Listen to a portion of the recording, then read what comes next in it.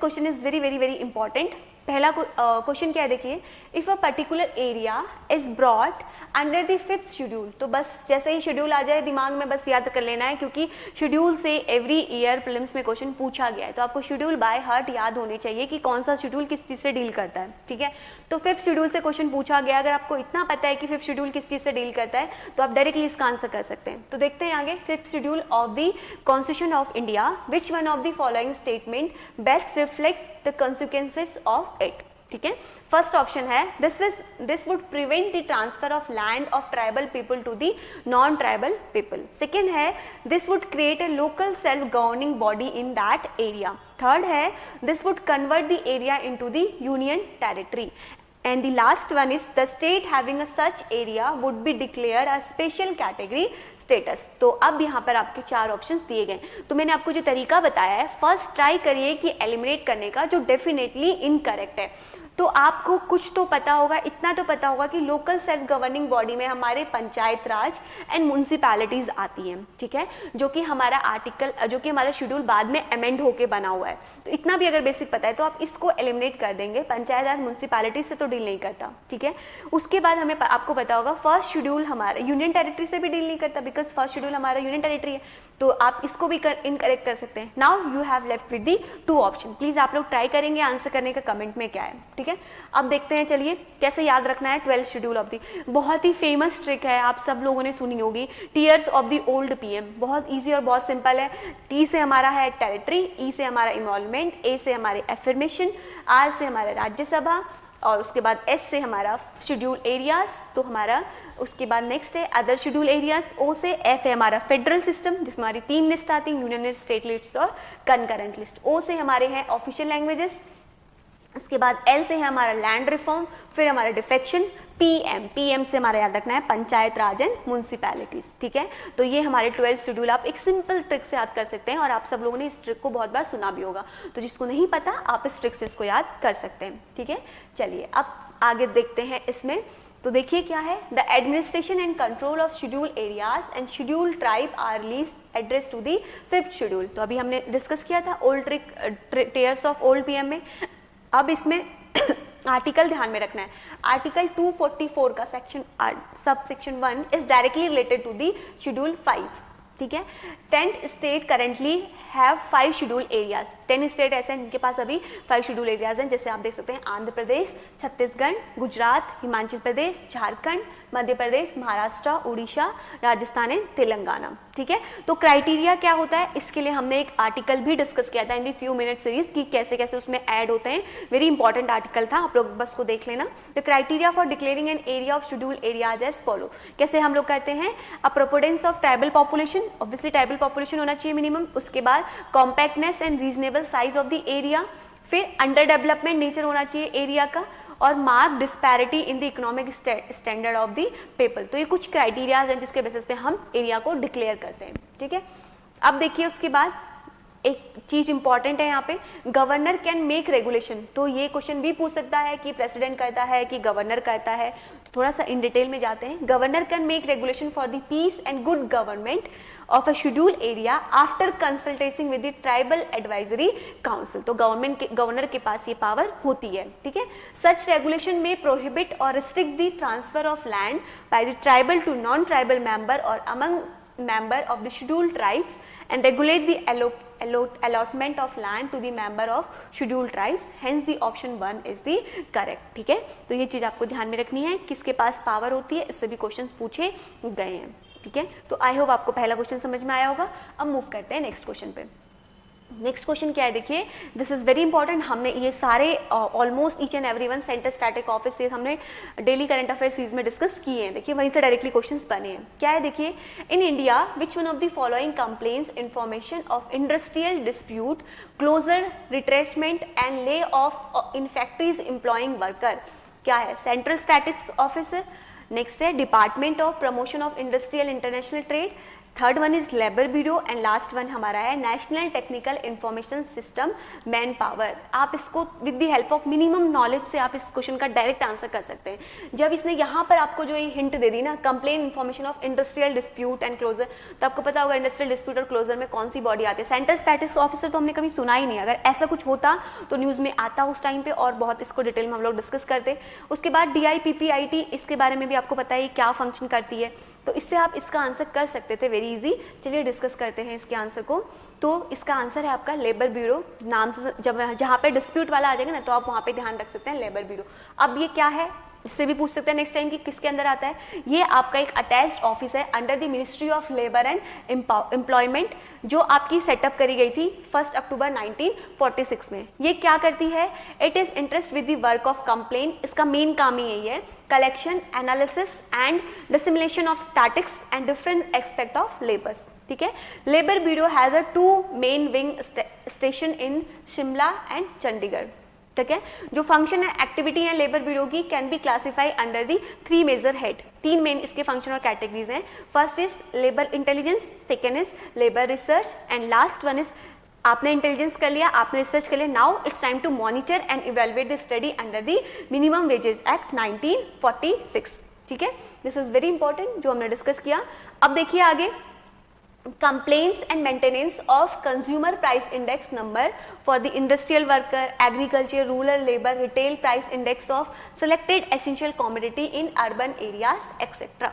ठीक है, उसके बाद क्या करता है, quick employment survey and employment unemployment survey are also being conducted by the labor bureau। Next time में भी ये क्वेश्चन फॉर्म हो सकता है कि quick employment survey and employment under employment survey किसके थ्रू कंडक्ट कराया जाता है, तो आपको ध्यान में रखना है लेबर ब्यूरो के थ्रू ही कराया जाता है। क्लियर। अगला पॉइंट क्या है, देखिए, the department of labour in the states and regional labour commissioner centre collect the basic information from the affected primary units as in respect of the work stoppage in the state and central spheres respectively on the account of strike and lockout। Last point है, it complain information on industrial dispute, closure, detachment and lay off the factories employment work। Last point is very important, इसी से question पूछा गया है, hence the option 3 is the correct answer। तो यही से आपका इसी स्टेटमेंट से हमारा प्रीलिम्स में क्वेश्चन बनाया गया है। क्लियर।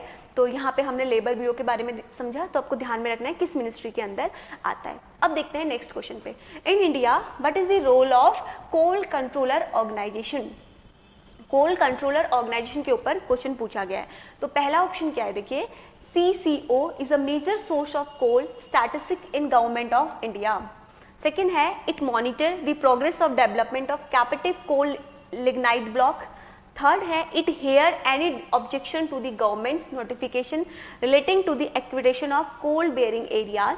लास्ट है, it ensure that the coal mining company deliver the coal to the end user in the prescribed time. Now जो स्टेटमेंट जो है बहुत जेनरिक से स्टेटमेंट्स हैं, and if you read the statement 1 and 2 time you can eliminate at least 1 and 2 option. ठीक है, तो सबसे पहले यही तरीका अपनाया करिए कि जो डेफिनेटली आपको लग रहा है इनकरेक्ट है उसको सीधे इनकरेक्ट कर दीजिए। तो ट्राई करेंगे, 1 मिनट का टाइम लेंगे एंड प्लीज ट्राई करेंगे इसको आंसर करने का। 1, 2 and 3, 3 and 4, 1 and 2, 1, 2 and 4। तो प्लीज आप लोग ट्राई करेंगे कि what is the correct answer. हम लोग डिस्कस करते हैं इसका एक्सप्लेनेशन। देखिए, कोल कंट्रोलर ऑर्गेनाइजेशन की अगर बात करें तो सबसे पहले तो ध्यान में रखना है ये किस मिनिस्ट्री के अंदर आता है। ये आपका एक सब ऑर्डिनेट ऑफिस है, ministry of coal. Ministry of coal के अंदर आता है, having its headquarter in Kolkata. Kolkata में इसका हेडक्वार्टर है and field office in Dhanbad, Ranchi, Bilaspur, Nagpur, Sambalpur, Kothagudem and Asansol. तो ये इसके प्लेसेस हैं जहाँ पे इसके फील्ड ऑफिस हैं। ठीक है, ये क्या करता है, ये कलेक्ट एंड मेंटेन करता है coal production data all private and public sector coal mine in the country. जो इंफॉर्मेशन है ये आपकी कलेक्ट होती है on the monthly. And last देखेंगे, it has made the statistical authority concerning coal lignite statistics. उसके बाद देखिए, अपार्ट फ्रॉम दिस इसमें आपकी कुछ रिस्पॉन्सिबिलिटीज होती हैं। क्या होती हैं, carrying the annual code and lignite survey and publishing of the provincial code statistical and coal dictionary in India. तो इसलिए आपके पहले और सेकेंड स्टेटमेंट आपके करेक्ट होते हैं। अगर आप उसके नाम के उससे भी फंक्शन समझेंगे तब भी आपको ये चीज़ समझ में आ जाएगी। उसके बाद क्या है, it is interest with the task of monitoring captive mine.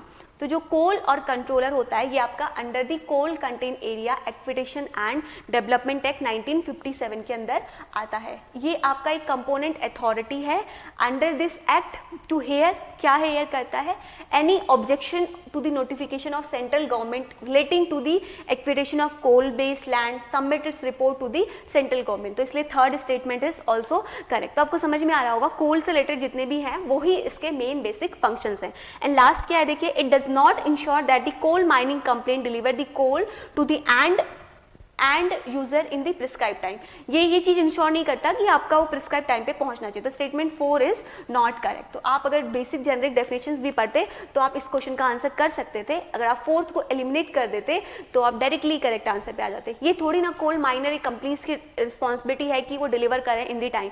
आप ऐसे भी इसको आइडिया कर सकते हैं कि जैसे आप फ्लिपकार्ट और अमेजोन से कोई चीज़ ऑर्डर करते हैं तो वो आपको एक मिनिमम टाइम देता है। इट्स नॉट लाइक कि आपको 3 दिन का टाइम देता है 3 दिन में डिलीवर हो जाए, कभी कभी वो डिले भी हो जाता है ना। तो ये एक चीज़ ये इंश्योर नहीं करती, इस चीज़ की गारंटी नहीं लेती। आप इससे भी थोड़ा बहुत लॉजिक लगा सकते थे, जैसा कि मैंने अपने एग्जाम में इसको लगाया था ये लॉजिक, तो आप अपने अकॉर्डिंग इसको यूज कर सकते हैं। तो अगर आप फोर्थ को एलिमिनेट करेंगे तो now you have 1, 2 and 3 is the correct answer. ठीक है, तो बाकी डिटेल एक्सप्लेनेशन मैंने आपको बता दिया, इसका हेडक्वार्टर कहाँ पे है, ईच एंड एवरीथिंग। चलिए अब मूव करते हैं नेक्स्ट क्वेश्चन पे। क्वेश्चन नंबर 4 क्या है देखिए, कंसिडर द फॉलोइंग स्टेटमेंट।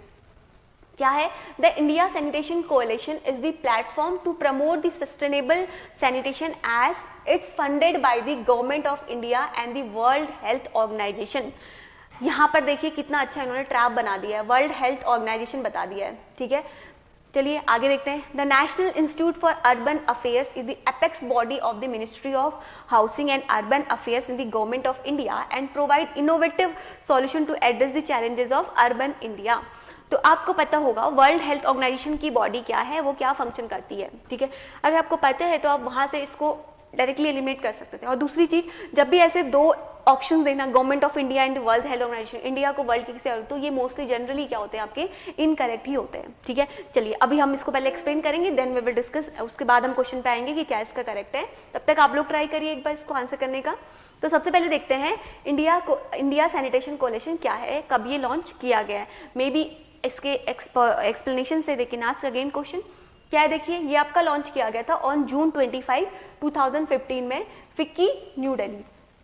ये आपकी एक मल्टी स्टेक होल्डर प्लेटफॉर्म है that bring together the private sector, government, financial institution, civil society group, media, donor, सबको एक साथ लेके आता है। किस चीज के लिए, to work in the sanitation space to drive special sanitation through the participation model. ठीक है, the vision of the alliance is to enable and support the ecosystem for the sustainable sanitation through the participation mode। इसका main work participation mode के through ही agenda को करना है। ठीक है, तो इसीलिए आपका स्टेटमेंट वर्ड क्या हो जाता है, नॉट करेक्ट होता है। तो जो मैंने आपको बताया कि जनरली जब भी किसी गवर्नमेंट ऑर्गेनाइजेशन के साथ वर्ल्ड हेल्थ ऑर्गेनाइजेशन ऐसे देगा तो आप खुद भी समझ सकते हैं world health organization is not in the grass root level की वो आपको पार्टिसिपेशन करेगा। तो यहाँ पे इस तरीके के प्लेटफॉर्म जो होते हैं वो मल्टी स्टेकहोल्डर प्लेटफॉर्म्स ही होते हैं, जिसमें डिफरेंट सेक्टर्स और ऑर्गेनाइजेशन को एक साथ लाके वर्क को आगे प्रोसीड किया जाता है। ठीक है, अगर हम बात करें करंटली की, तो करंटली ओवर 150 ऑर्गेनाइजेशन है that are engaging with in its various capacities. We have been answer as a top contributor in the corporate category for the Swachh Bharat mission by the Ministry of Drinking Water and Sanitation Government of India in 2018। तो ध्यान में रखना है कौन सी ministry कब है, तो this is important. चलिए अब आगे को मूव करते हैं। दूसरा यहाँ पे पूछा गया था national institute of urban affair. तो ये क्या है, it is a institute for research, training and information dissemination in the urban development and management. ये कहाँ पर लोकेटेड है, न्यू दिल्ली, इंडिया में। अर्बन है ना, तो अर्बन एरिया में होगा कहीं पे, तो ध्यान रखना है टॉप मोस्ट सिटीज में न्यू दिल्ली आता है, ऐसे भी आप ध्यान रख सकते हैं। कब स्टेब्लिश किया गया है, 1976 में, as a autonomous body under the societies registration act. ये इंस्टीट्यूट जो है ये सपोर्टेड है by the ministry of housing and urban affairs, the government of India, state government, urban and regional development authority and other agency concern with the urban issues. अब देखते हैं next question. ठीक है, with reference to the tea board in India consider the following statement. तो tea board, जैसे मैंने आपको कुछ क्वेश्चंस में भी डिस्कस किया था कि जो बॉडीज होती हैं उनसे क्वेश्चन आते हैं कि स्टैच्यूटरी बॉडी है, कॉन्स्टिट्यूशन बॉडी है, कैसी बॉडी है। तो पहला क्वेश्चन देखिए यही पूछा है कि tea board is a statutory body. तो अगर आप इसको एलिमिनेट करते हैं तो आप 50-50 में पहुंच जाएंगे। नेक्स्ट क्या है देखिए, it is a regulatory body attach to the ministry of agriculture and farmer welfare. तो मिनिस्ट्री से देखिए किस तरीके से क्वेश्चन आते हैं, बहुत बार पूछते हैं कि ये बोर्ड किस मिनिस्ट्री के अंदर आता है। The tea board head office is situated in the Bengaluru, इसका हेड ऑफिस जो है वो बेंगलुरु में सिचुएटेड है। थर्ड है, लास्ट है, the board has overseen office at Dubai and Moscow, यहाँ पे भी इसके ऑफिसेज हैं, ठीक है। तो ये 4 ऑप्शन है। पहले हम इसका एक्सप्लेनेशन करेंगे, देन मैं आपको बताऊंगी कि आप इसको कैसे ट्रिक से भी सॉल्व कर सकते हैं, जो आप यूज़ कर सकते हैं इन जब आप प्रैक्टिस करेंगे प्रीवियस ईयर के क्वेश्चंस को। तो पहले देखते हैं कि टी बोर्ड क्या है। जो ऑरिजिन हुआ था टी बोर्ड का, ये आपका 1903 में हुआ था, जब आपका इंडियन टी सेस बिल जो है वो पास किया गया था to provide the leveraging in the cess on tea export में। तो जो टी बोर्ड है आपका वो सेटअप किया गया था अंडर द टी एक्ट 1953 में, ठीक है। It has succeeded the central tea board and the Indian T licensing committees which function respectively under the Central Tea Board Act 1949 and the Indian Tea Center Act 1938 which were repealed, ठीक है। अब देखिए ये किसके अंदर function करती है, ये आपकी एक स्टैचुरी बॉडी है जो कि आपकी central government under the ministry of commerce के अंदर आती है।